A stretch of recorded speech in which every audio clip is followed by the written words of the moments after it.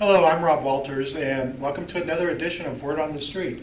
Today I have the honor of talking with Martha Dixon. She's the Community Service Manager for the Upper East Tennessee Human Development Agency. That's quite a mouthful. It is. So, Martha, you've been here for, 35 years? Yes, sir.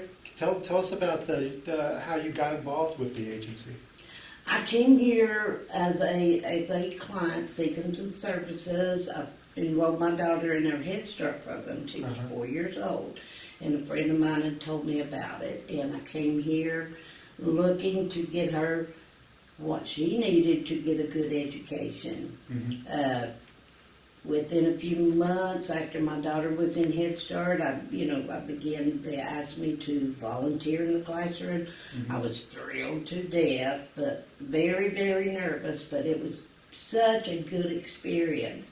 Mm-hmm. After I'd been here just a little bit, found myself in a very tough situation with my 4-year-old, and we were homeless in a domestic violence shelter. The Head Start program stepped up. They immediately came to help me out. What can we do to help you? They began to, help me navigate what I needed to do. And I found out there was a job available. I applied and I was hired back then. Yeah.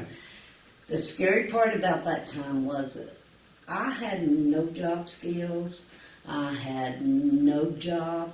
And I did not even have a support system that I could lean on. And that Head Start family became my family to walk with me through that. Wow. And so you've been here pretty much ever since? I have been. When I got a job with Head Start, I'd worked about a year, and the Head Start director come to me and she says, "You're going to go to school." And I said, "But I can't go to school." And she said, "But why not?" And I said, "I ain't smart enough." I will never forget the day she shook her finger in my face and said, "You're going to school." I was too scared to tell her that I couldn't go to school, that I wasn't going to do it, so I went ahead. I got enrolled in college. When I walked in that door, it changed my life.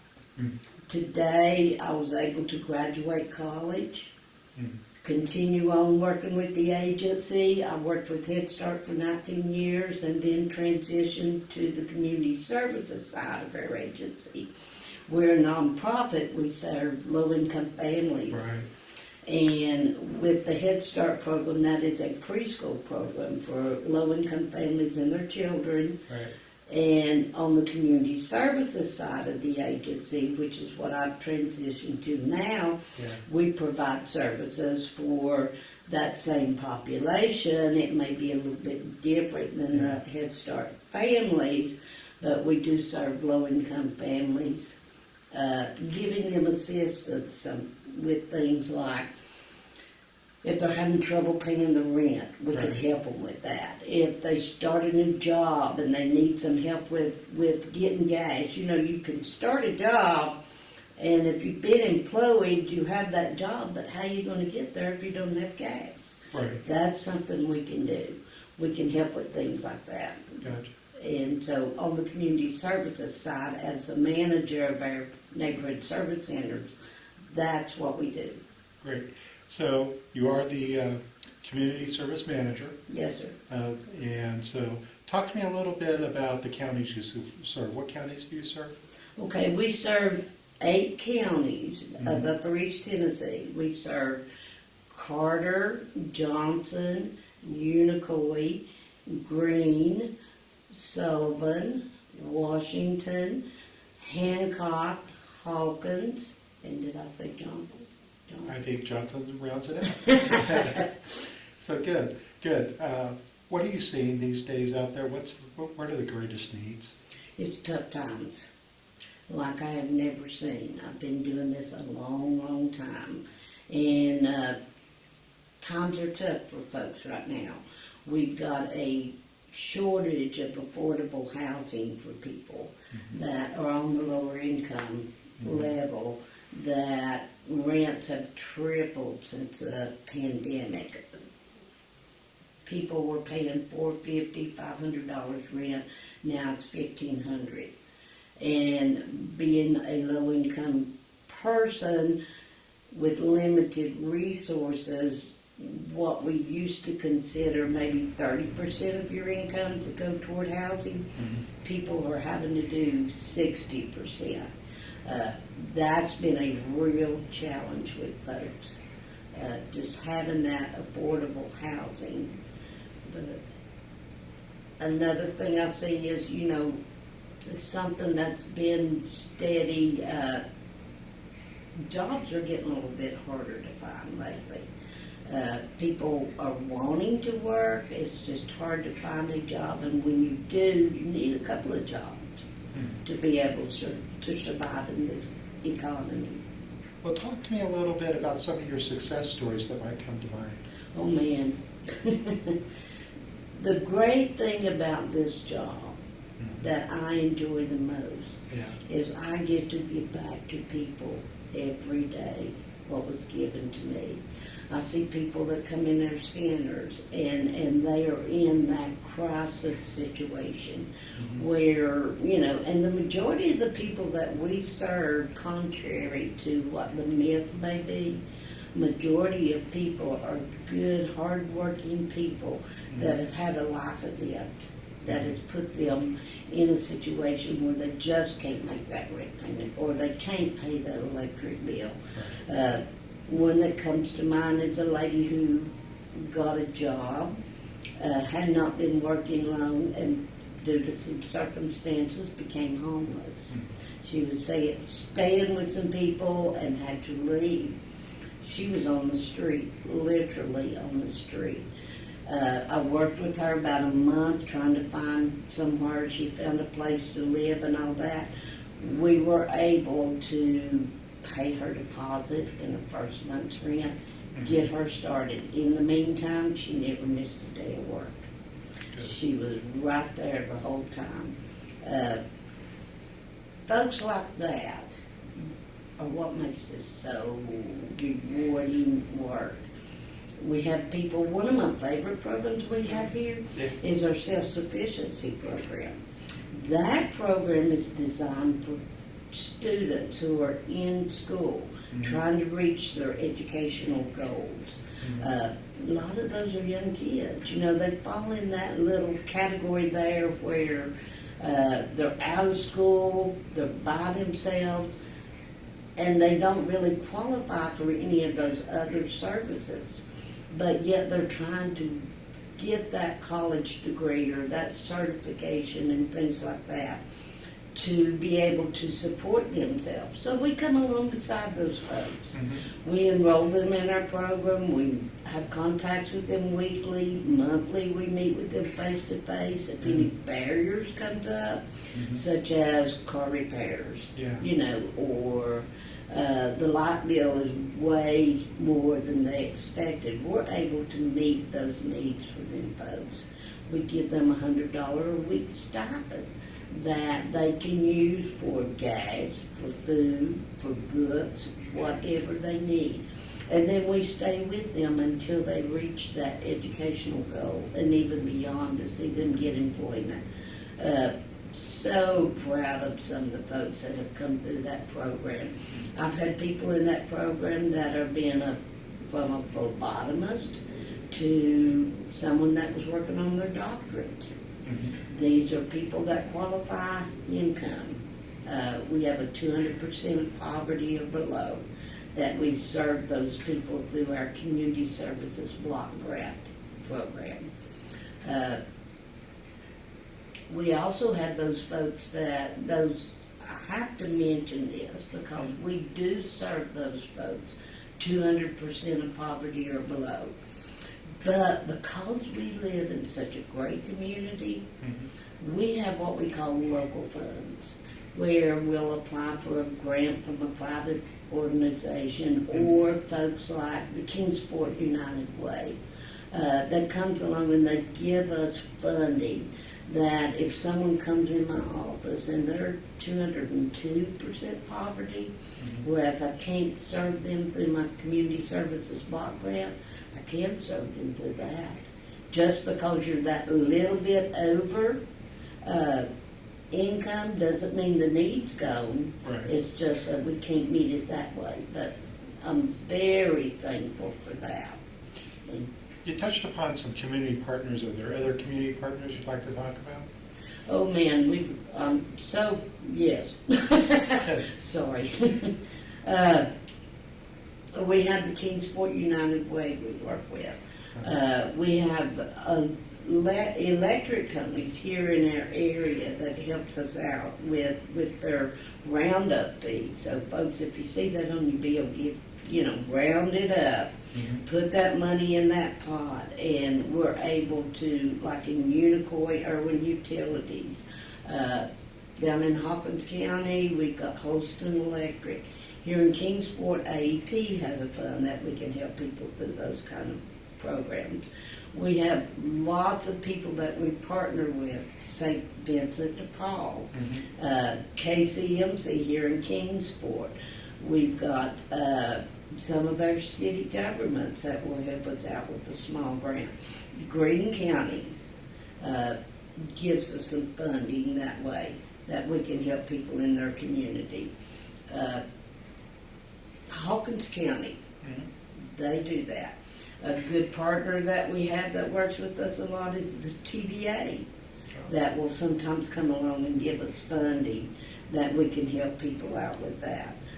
So our connections in the community helps us reach so much farther than we could with just our community services block grant and our LIHEAP program. You touched upon Irwin and Unicoi.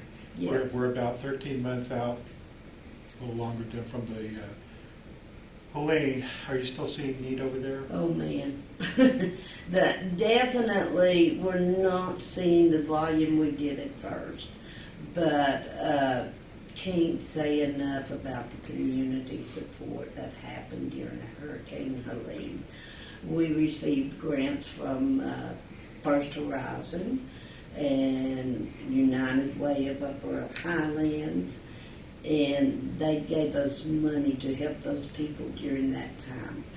What I saw a lot during that time was our low-income folks renting, and their houses got wiped out.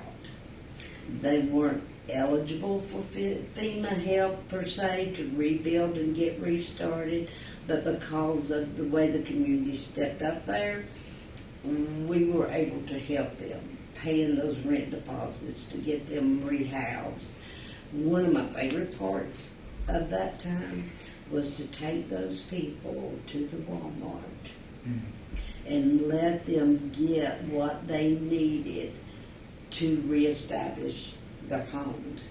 We bought blankets and towels and pots and pans and even some futons and mattresses and things right there.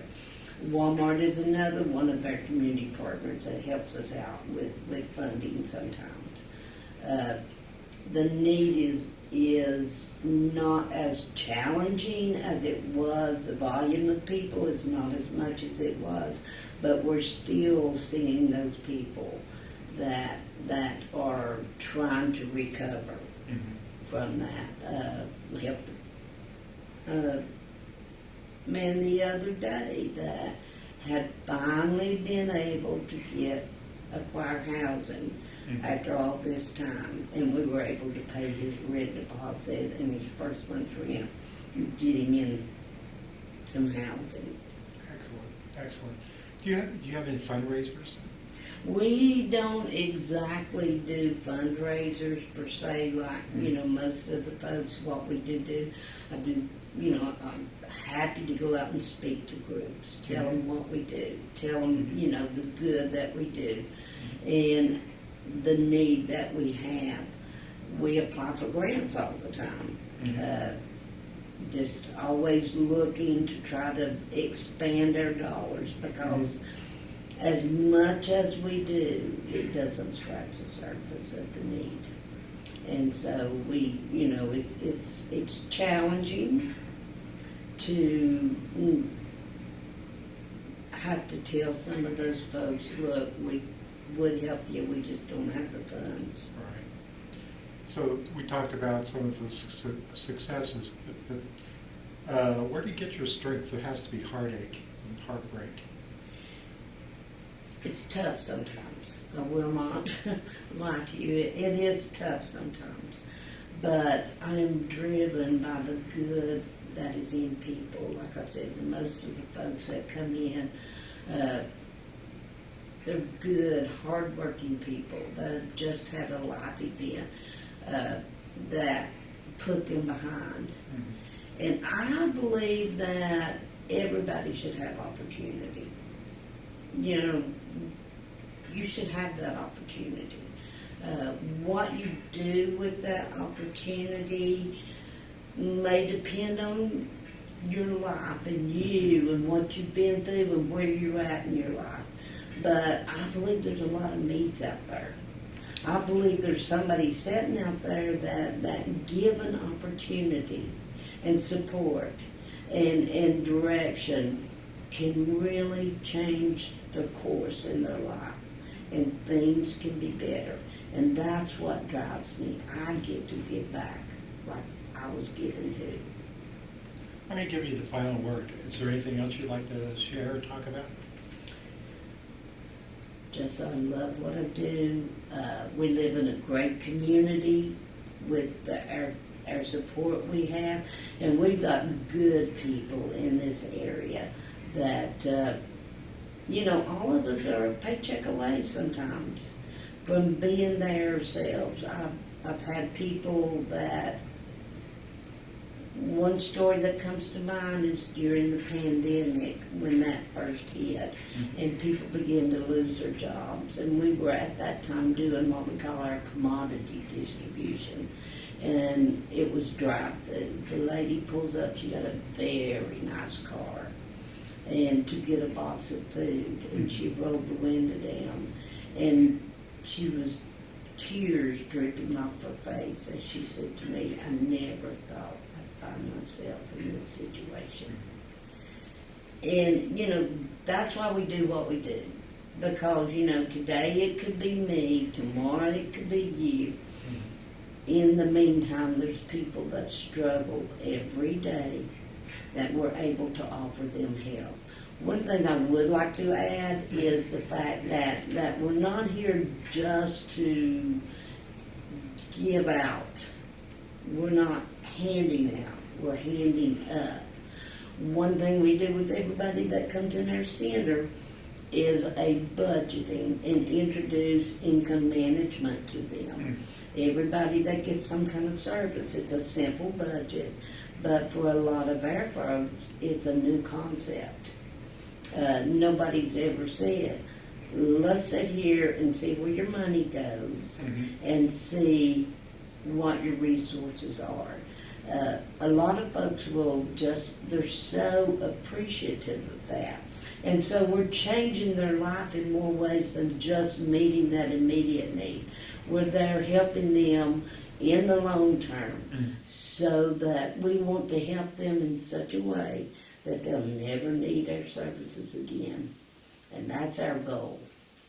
Very nice. Well, it's been an honor talking with you. I do appreciate your time. And thank you for watching Word on the Street.